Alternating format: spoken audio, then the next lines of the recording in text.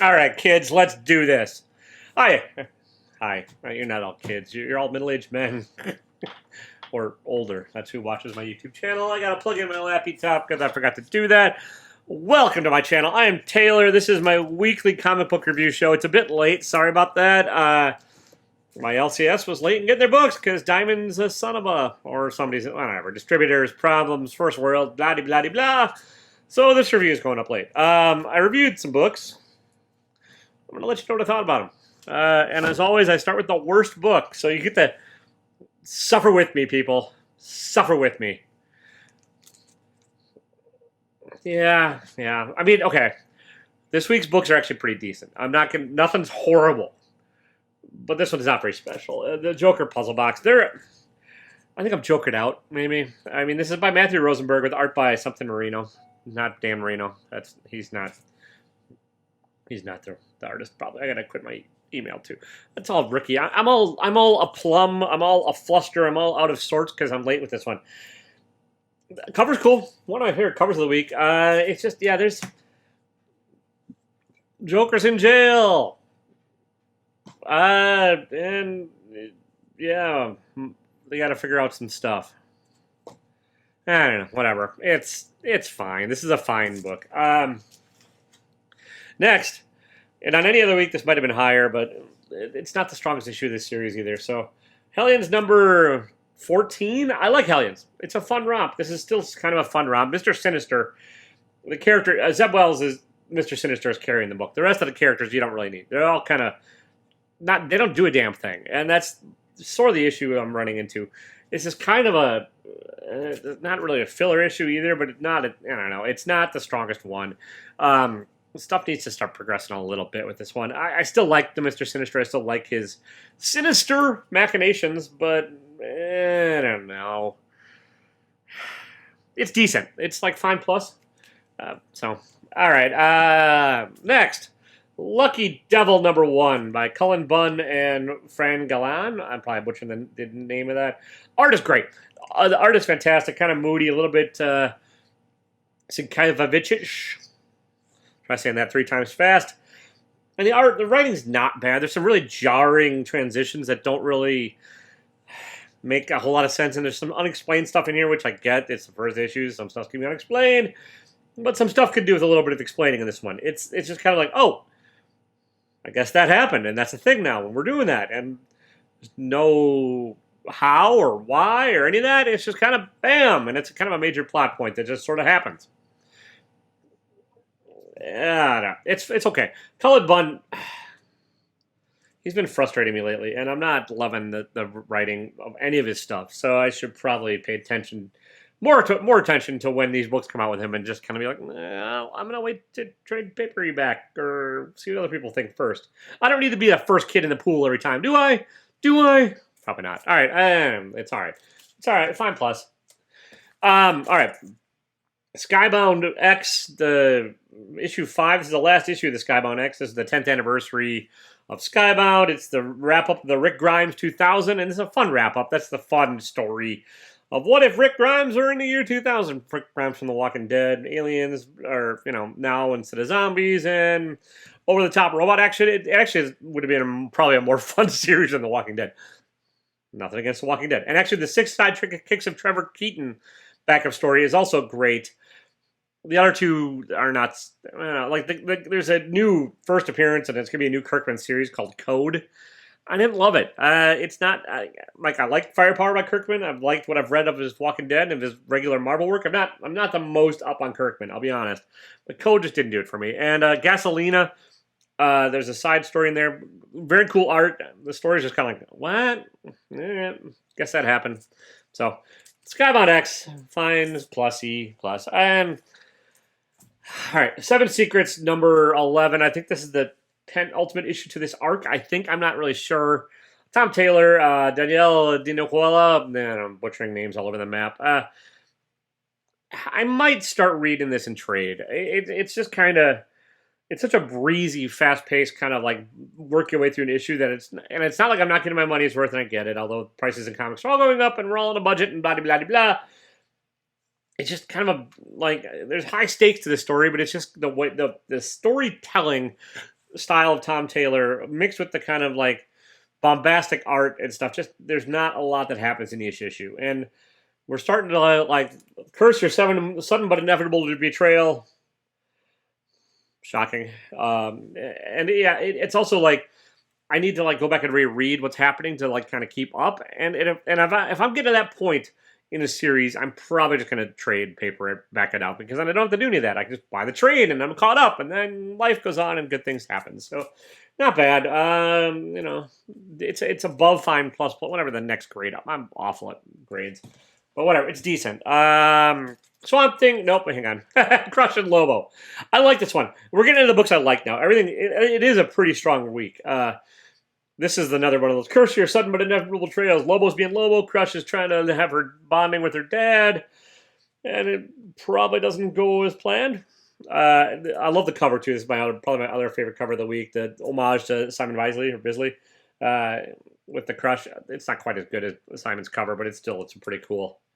It's a pretty cool cover, and I like the character of Crush. I think she's interesting. It's Lobo's daughter is trying to be not an anti-hero, not quite as douchey as her dad, and the flashbacks where she's going through a relationship with her ex-girlfriend and stuff, they're interesting to me, and I'm liking this series more than I thought I would. This is number 3 of 8, so yeah, Crush and Lobo. Swamp Thing number 6. Swamp Thing's still a strong title. The art by Perkins is great. Ron V is a great writer. The Suicide Squad elements in this issue feel shoehorned in and not part of like what Ron V wanted to do. Maybe they are, but it just doesn't have that feel to me. It just sort of feels like, oh, DC says you're crossing over to Suicide Squad this week because the Suicide Squad movie opens, so everything's Suicide Squad all the time. There's a lot of Suicide Squad this week, folks. A lot, or more than normal, anyways. And it's not bad. It's just not as strong as like the horror gothy elements that like I think Ron V wanted to do on his own. There's still some of it there, and it's still better than a lot of the other books out right now. And Ron V is still a very strong writer. It's just not the strongest issue of the series. Speaking of Suicide Squad, Suicide Squad number 6.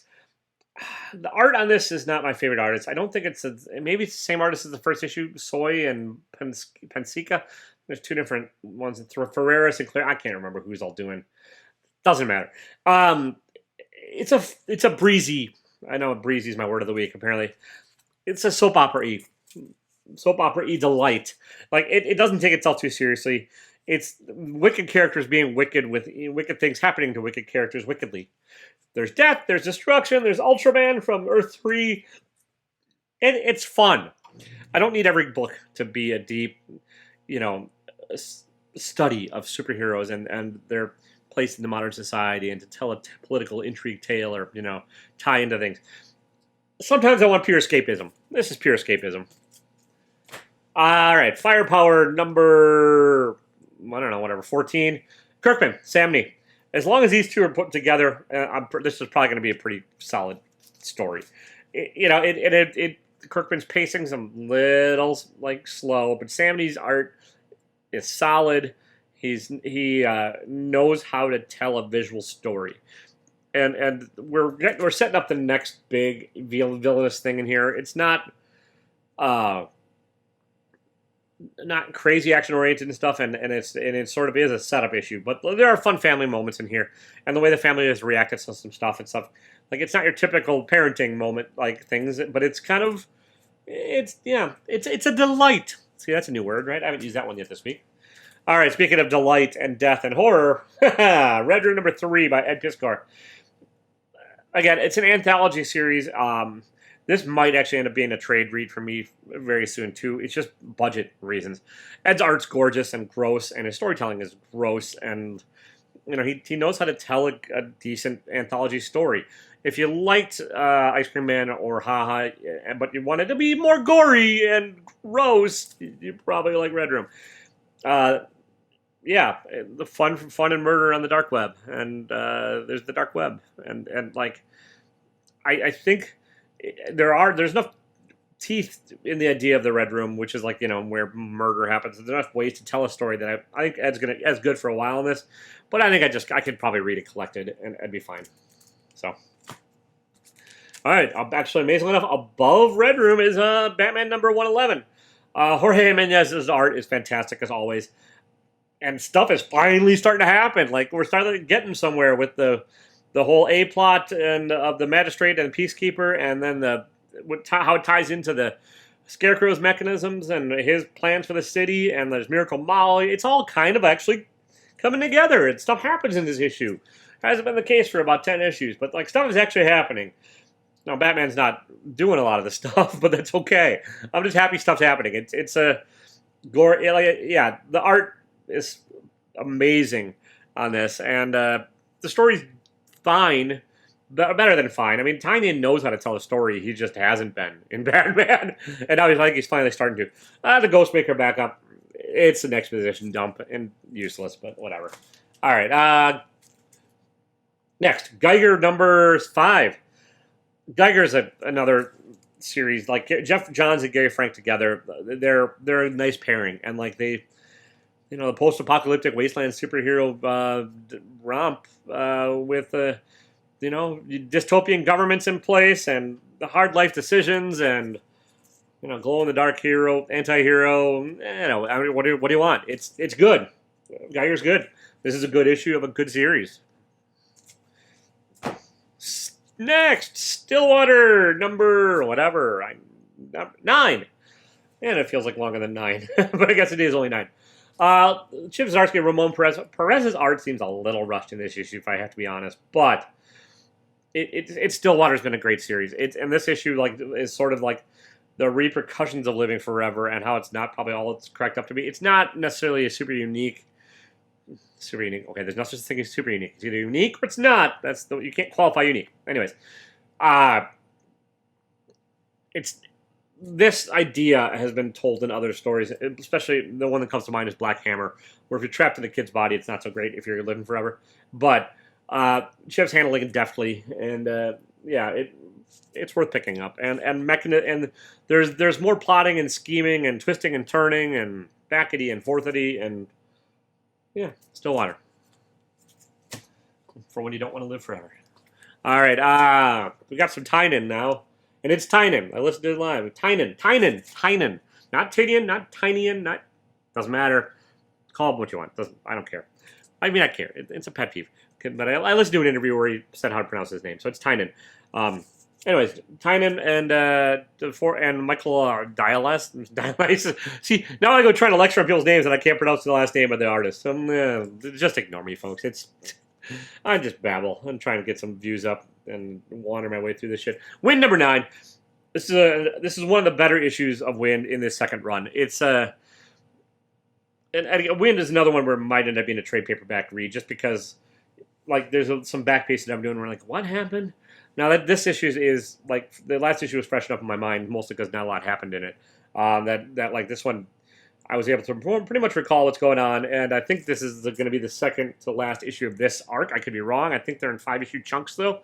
Maybe I'm nuts. I haven't done research. Researchers are suckers, folks.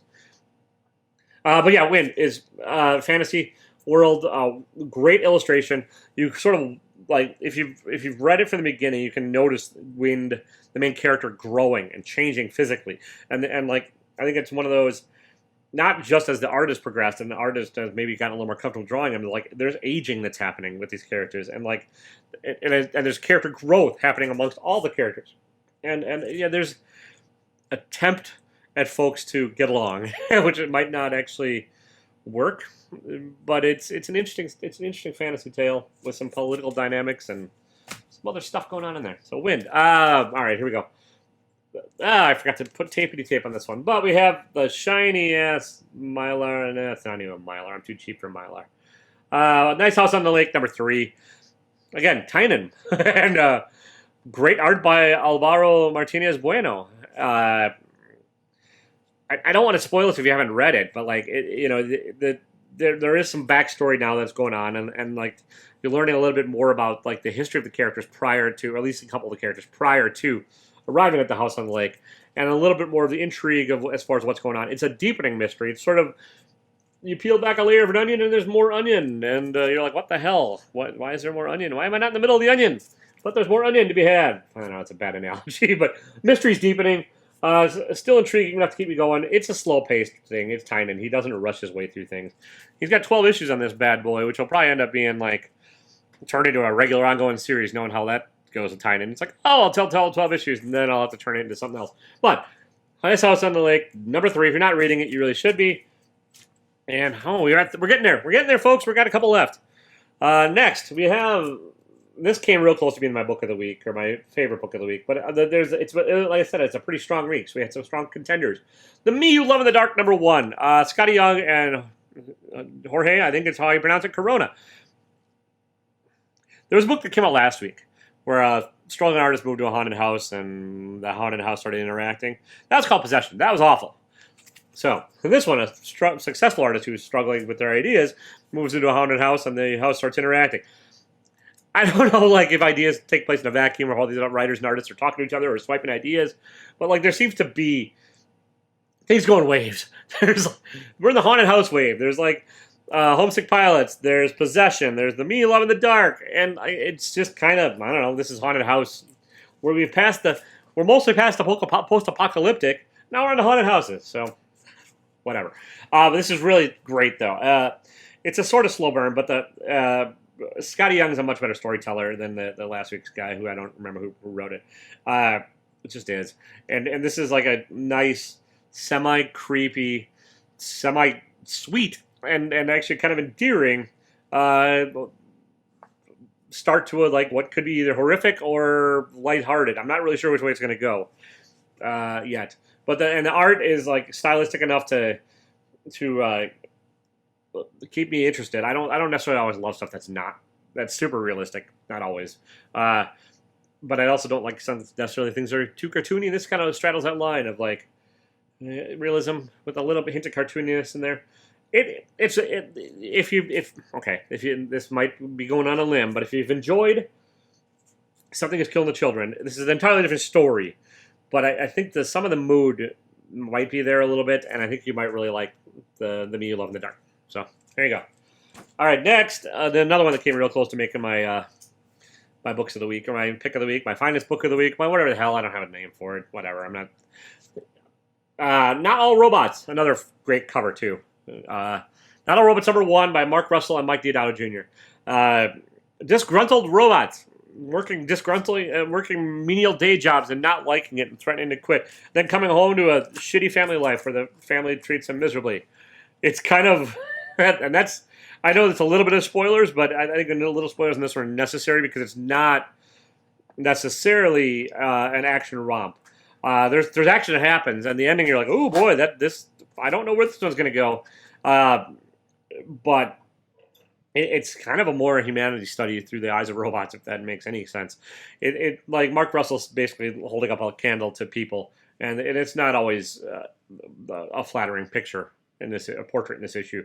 The robots and Mike Diodato's art is also fantastic. It reminds me a lot of the movie Chappie, which is an awful hunk of shit movie. But the robot character designs and the actual design of the movie I thought was pretty great.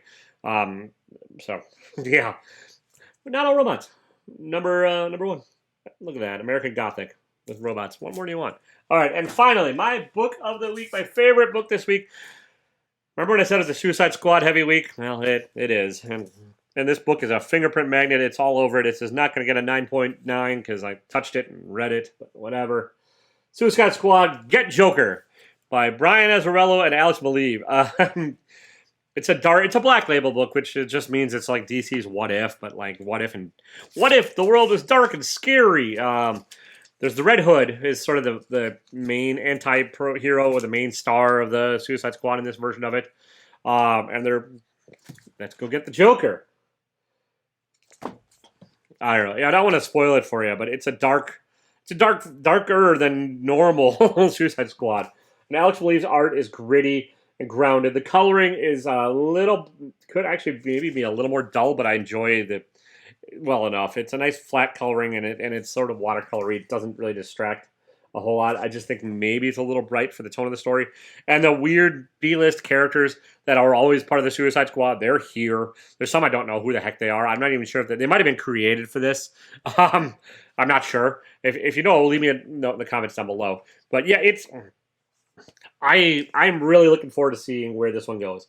I don't know how many issues it is. I know it's not the end of it all, and it's not the cheapest. It's $6.99. However, if you like the Suicide Squad and you like Alex Maleev's art and you find a Brian Azzarello who's a solid writer, I really recommend Suicide Squad Get Joker. It's just a great little take on the characters and stuff, and I'm actually interested in this version of Red Hood, which I never really gave a rat's ass about Red Hood before that. And I'm I really want to see where this one heads. So there you have it, folks. That is my book of the week. I know other people have different other books. That's the beautiful thing about opinions. We can all have them, and you can all be wrong except for me. I'm kidding. I'm probably wrong. I'm wrong a whole lot. I mean, a whole lot. But, I just give you what I think about the comics. It's not life-changing crap, folks. It's just my thoughts on books I read. And half the time, my thoughts change after I've had a minute to sit and think about them. But that's not the way this show works. I just read them, and I get this out as fast as possible. So maybe after I've had a chance to, dine on it a bit and chew on some things, my stuff might shift. And I can always be convinced in the comments, because it's the internet.